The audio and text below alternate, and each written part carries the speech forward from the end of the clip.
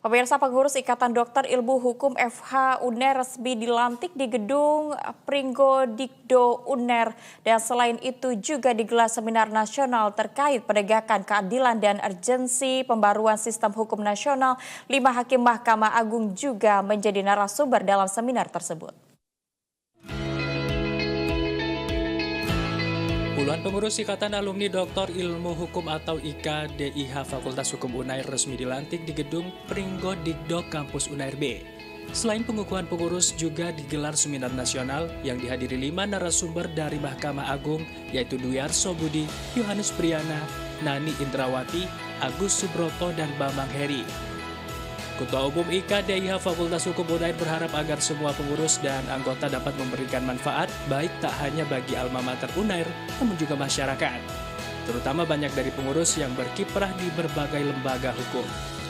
Selain itu, Tonik Tangkau menyebut jika kondisi hukum di Indonesia saat ini masih banyak pembenahan, terutama produk hukum yang dipakai di Indonesia yang masih merupakan produk warisan Hindia Belanda.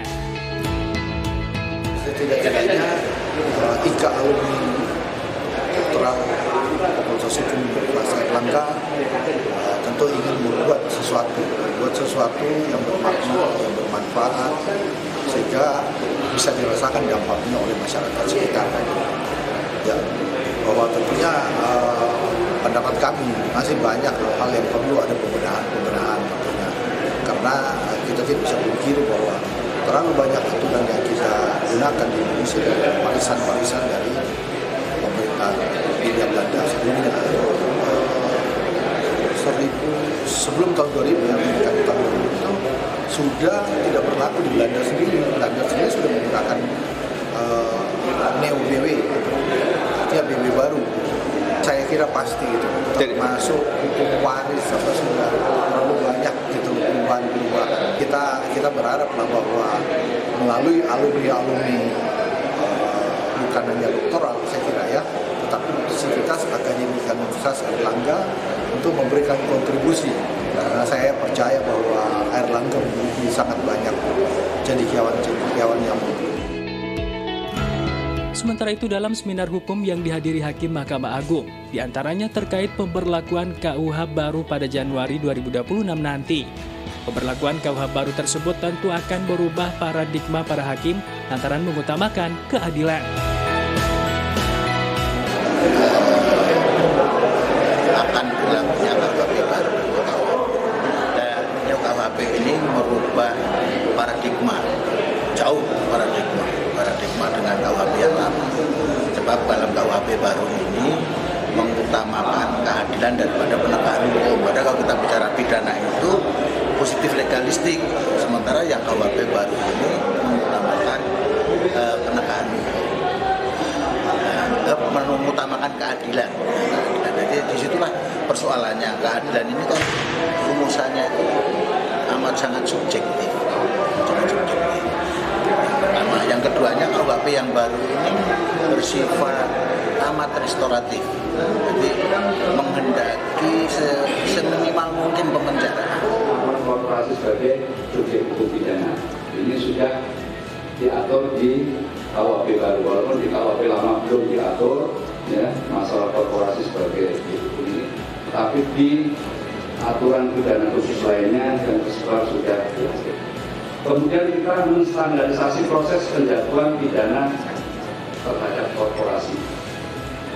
Kembali lagi menghindari disparitas dan menjamin konsistensi putusan. Akhirnya meningkatkan kualitas dan objektivitas pertimbangan hakim, memberikan kepastian hukum dan perlindungan hukum bagi dunia usaha. Fasilitasi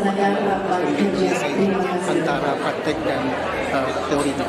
Merek itu adalah sebagai bentuk penanda untuk membedakan merek yang satu dengan yang lain. Akan tetapi dengan suatu perkembangan suatu merek tertentu sudah terkenal, lalu banyak orang membonceng merek itu. Padahal untuk menemukan satu merek tertentu memerlukan dana investasi yang tidak kecil. Maka kita memberikan suatu pemahaman kepada masyarakat luas agar menghormati merek-merek yang sudah terkenal seperti ini, tidak perlu membonceng ketenaran merek orang lain karena pada dasarnya akan merugikan.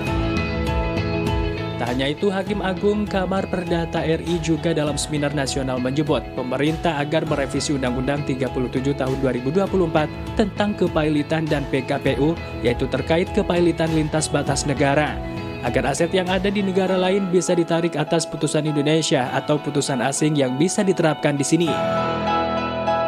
Pemerintah itu segera membuat suatu revisi Undang-Undang 37 tahun 2004 ya tentang kepailitan dan PKPU untuk menyelesaikan kepailitan lintas batas negara ya, cross border insolvency itu, agar aset yang ada di negara lain bisa ditarik untuk dijual di sini atas putusan Indonesia atau putusan asing bisa diterapkan di sini. Diatur sebelum kita mengadopsi UNCITRAL Model Law on Cross Border Insolvency. Itu urgennya supaya pembagian aset untuk pembayaran utang-utang debitur itu bisa fair, tidak hanya untuk kreditor domestik, tetapi juga kreditor di negara lain. Dalam seminar nasional yang juga dihadiri Hakim Justisial hingga Hakim Pengadilan Negeri ini, juga diharapkan melalui alumni Doktor Ilmu Hukum UNER ini mampu memberikan kontribusi nyata bagi dunia hukum dan peradilan, lantaran IKA Doktor Ilmu Hukum FH UNER memiliki banyak cendekia yang mumpuni.